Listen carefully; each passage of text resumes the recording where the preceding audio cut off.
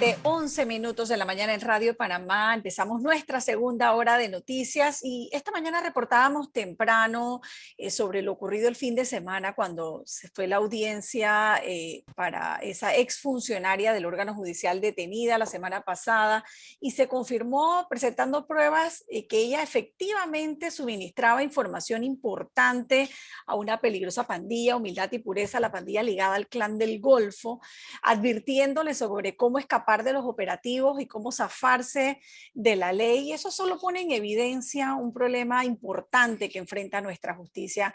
Y para analizar ese y otros casos está esta mañana con nosotros el licenciado Carlos Barzallo, abogado y expresidente del capítulo panameño de Transparencia Internacional. Don Carlos, bienvenido una vez más a Radio Panamá.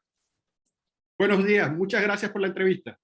¿Cómo reacciona usted cuando ve estas noticias y que cada vez se nos hacen como un poquito más comunes, ¿no? No solamente una exfuncionaria del órgano judicial, sino una asistente, una magistrada de la sala penal, además. Sí, está bien dicho, es muy preocupante, nos preocupa. Igualmente nos preocupa lo que no sabemos, que es hasta en cierta medida positivo conocer esto, porque demuestra de que se pudo de alguna manera con inteligencia desmantelar. Sin embargo, la preocupación es todo lo que no sabemos, lo que puede haber en paralelo. Créanme que hay muchos otros haciendo lo mismo y es importante las medidas en la medida preventivas y luego las medidas de investigación y sanción. Hay una política que tenemos en el sector privado, conozca a su cliente, muy famosa.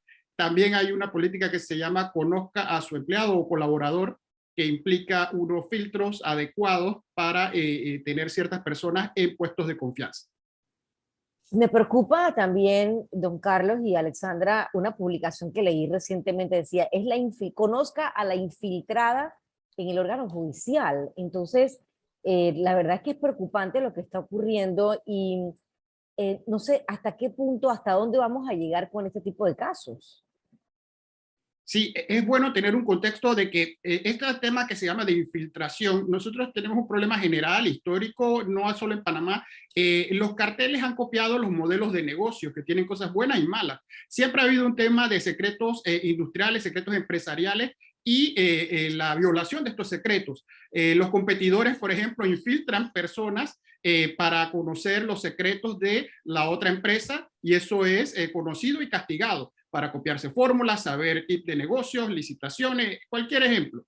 Y los carteles no están haciendo más que lo mismo que se hace en los modelos de negocios, que es infiltrar su gente. Para eso también hay medidas preventivas, que es, por ejemplo, un asistente de magistrado, en ejemplos positivos, son personas de los más destacados, de los mejores de su clase, los número uno, inteligentes. Eso no significa para nada que no puedan ser corruptos, ni puedan ser corrompidos, pero son unos filtros interesantes. Y por otro lado, además de conocerlos al ingresar, hay un seguimiento permanente, tanto al interno del órgano como por ayuda externa, de saber su estilo de vida, porque cuando la persona comienza a cambiar su modus operandi y de pasar de la normalidad a extravagancias, ahí está la primera bandera roja, ¿no? Llamada de atención, el primer llamado de atención, diríamos así, ¿no? Así es.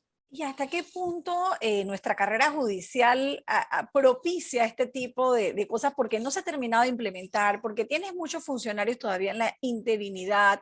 Todo esto va minando y socavando esa estabilidad y ese poder tener como bien chequeado, por decirlo de alguna manera, a quiénes son los funcionarios que están ocupando estos cargos, ¿no?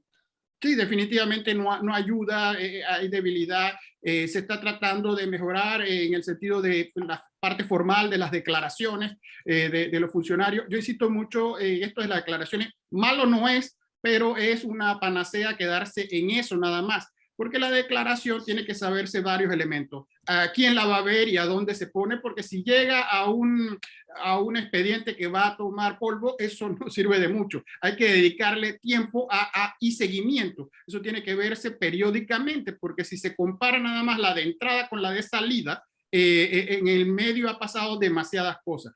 Pero eso es fácil decirlo y difícil hacerlo. Hay que dedicar gente y esos recursos. Entonces, sí, contestando a la pregunta concreta, es un caldo de cultivo tener una debilidad institucional, no hay la menor duda.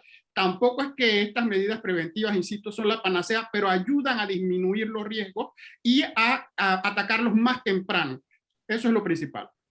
Señor Carlos, también usted ha estado muy vinculado con el tema de transparencia, el tema corrupción, y la semana pasada veíamos a un diputado hacer uso de su periodo de incidencias para prácticamente señalar al Ministerio Público de corrupto. Eso provocó un comunicado de la Procuraduría, él estaba defendiendo a su hermana, el diputado Vigil. ¿Cómo analiza usted esto y que se sigue utilizando este periodo de incidencias para señalar estos casos? Sí, es un lamentable reflejo de la debilidad que tenemos, del abuso del derecho. Eso está en la Constitución. Se entendió cuando él estaba de que los diputados, antes los legisladores, estuviesen protegidos de ataques y que pudieran hablar libremente. Sin embargo, es evidente que no era para esto y se está abusando del derecho y requiere una reforma a nivel constitucional para ir a la norma. Desde el punto de vista ético, cualquier persona con sentido común debería contenerse y no entrar en cosas que nos gusta, que son el dime que te direte, luego comunicados, luego digo esto, luego lo olvidamos y no pasa mucho. El señor en cuestión no es el objeto directo de la investigación, es su hermana. Si los 70 diputados se pusieran a litigar las cosas de sus familiares, esto sería un poco más del circo que tenemos. No es correcto en ninguna esfera. Sin embargo, comparado con el problema mayor, que es el de la infiltración, esto queda como anecdótico y típicamente curiosidades. El Ministerio Público sintió, y no lo hace siempre, la necesidad de manifestarse, porque ellos tienen un poco las manos más atadas en el sentido de que ellos no pueden entrar en este diálogo y debate. Ojalá lleven su caso bien y ha habido una mejoría en el sentido de que la persona que había sido, le había dado una medida, se retrotrayó y está detenida. Y bueno, lo otro importante aquí es cuánto es de cosecha local y cuánto viene de afuera, porque hay un componente importante que lo podemos ver positivo, como también con preocupación, de que todo lo que está pasando ha sido por ayuda, llamémosle ayuda, de autoridades extranjeras. La pregunta es, sin eso, ¿qué haríamos o qué podríamos hacer? Queda la duda. Y ahí está el caso al que llaman Cholo Chorrillo, que en Panamá se estaba buscando desde hace años y había una cuantiosa recompensa, y parece que tenía 2 años viviendo en Costa Rica, en donde además tenía negocios y era un empresario, y lo están pidiendo para llevárselo a Estados Unidos. Ni siquiera Panamá lo ha pedido.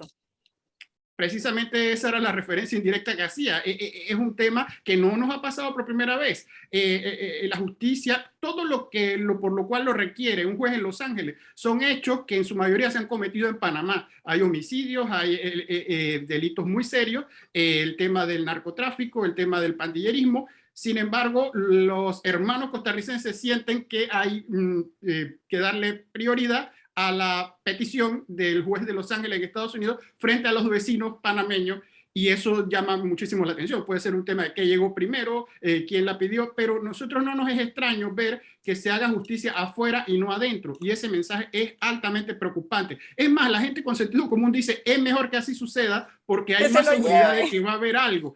No lo traigan para acá, pero si lo analizamos fríamente, esa es la denegación del sentido de ser Estado, país, nación, porque uno de los elementos tiene que ser poder hacer justicia. Nada nuevo, en el 89-90 lo vivimos con el dictador Noriega, donde todos pensamos que era mejor que estuviera afuera que estuviese bajo la justicia panameña. Eso dice mucho.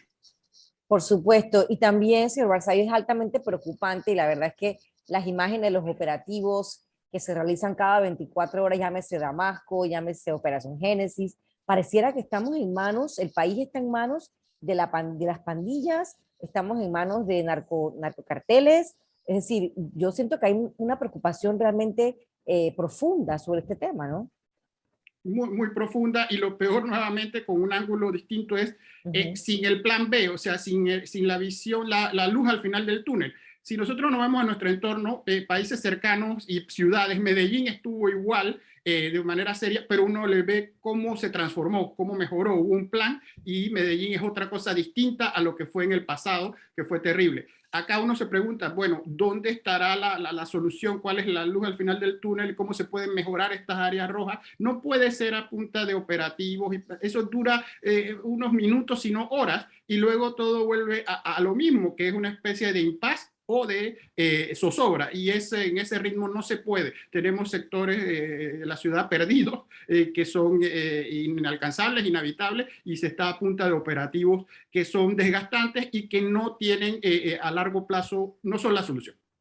Y al final yo también a veces me quedo pensando, y algo que usted mencionó al inicio, o sea, estos son los casos que nos enteramos. ¿Cuántos otros más hay allí que ni siquiera se están investigando, ni siquiera están en la luz, en los medios de comunicación, o no hacen titulares?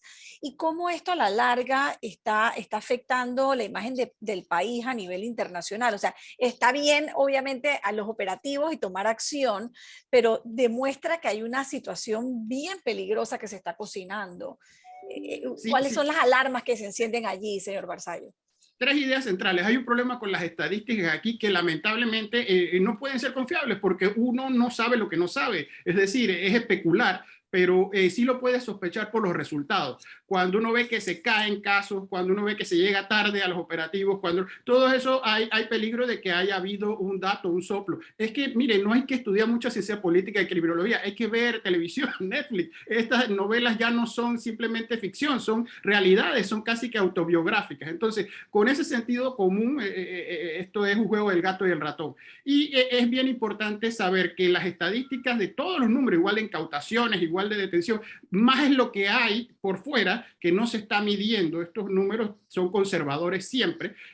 Hay más de lo que no nos estamos enterando, y eso es lo preocupante, y hay que seguir persistentemente buscando eso. Para eso se necesita gente. Si hay que hacer alianzas con afuera, está bien, pero no podemos depender que todo se haga de afuera, porque estos temas requieren de la gente local que lo pueda hacer.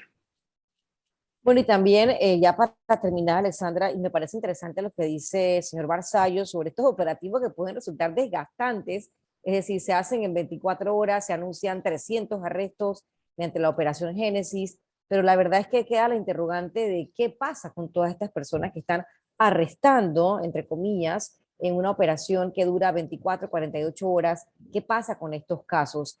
Y lo hemos visto en las últimas semanas, pero también me preocupa un poco el tema, señor Barzallo, sobre el presupuesto del órgano judicial y del Ministerio Público, que vuelve a ser primera plana hoy, por ejemplo, en el diario La Prensa, y dice que deben ser respetados. También ahí nos enfrentamos a un problema. Sí, pero felizmente se está haciendo una corrección que tenía décadas de necesidad de haberla hecho, en el sentido de que no se está respetando la Constitución, y el órgano judicial no se le estaba dando lo que por Constitución le corresponde.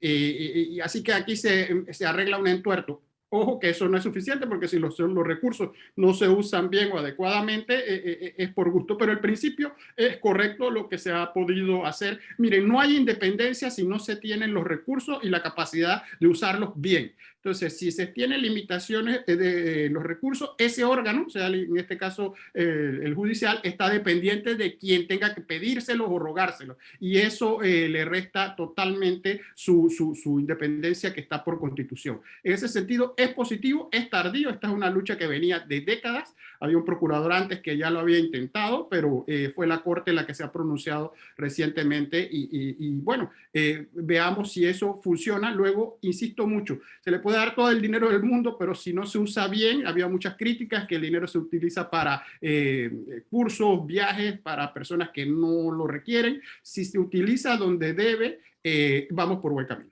Pero ¿cómo se entiende que sigamos con un procurador interino? Bien, ahí hay de todo, ¿no? El realismo que no está bien, que es decir, el temor que tienen muchos que se entienden conocedores de esto, de llevar esto a la asamblea, donde se complicaría su, entre comillas, ratificación, y prefieren el status quo. No es positivo desde el punto de vista ideal. El procurador no debe estar interino. Hay una discusión de colegas que han dicho que no hay tal interinidad, que él está en firme, pero ni siquiera esa discusión se debe tener.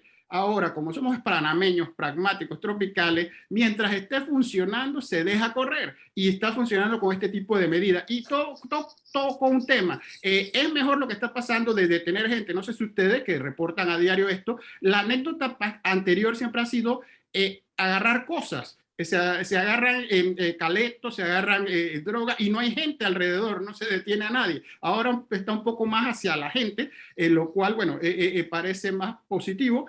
innecesario. Luego viene el cliché de que cuando pasan al órgano judicial los liberan y vuelve la historia de no acabar, porque el señor famoso apellido Cholo Chorrillo estaba en un proceso donde había logrado salirse con la suya, cosa que no va a conseguir en Los Ángeles, y se dará cuenta de cómo es la justicia de verdad.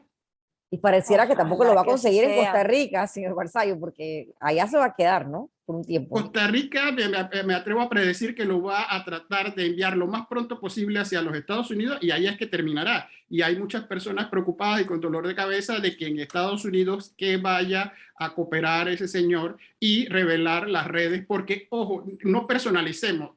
Es Cholo Chorrillo hoy, pero eso es irrelevante. Estos son redes, y las redes funcionan con ese personaje y los que los ayudan, que van en el mundo empresarial, en el mundo judicial, en el mundo abogadil, en el mundo de los contadores, y nunca los vemos, nunca caen, y solo caen los chorrillos que están para eso, para caer, y las otras redes simplemente se acomodan con el que vengan. Hay que destruir la célula completa. Usted ha cerrado con broche de oro esta entrevista. Yo creo que no hay nada más que decir. Definitivamente, lo importante es esa red que está alrededor y de la que poco se habla. Red de profesionales que no necesariamente son funcionarios siempre, ¿no? Gracias, señor Barzallo. Gracias por estar una vez más aquí en Radio Panamá hablando sobre estos temas tan importantes y que tanto nos tienen que preocupar a todos. Y bueno, feliz día de la amistad para usted también. Muchísimas gracias. Buenos días. Hasta luego.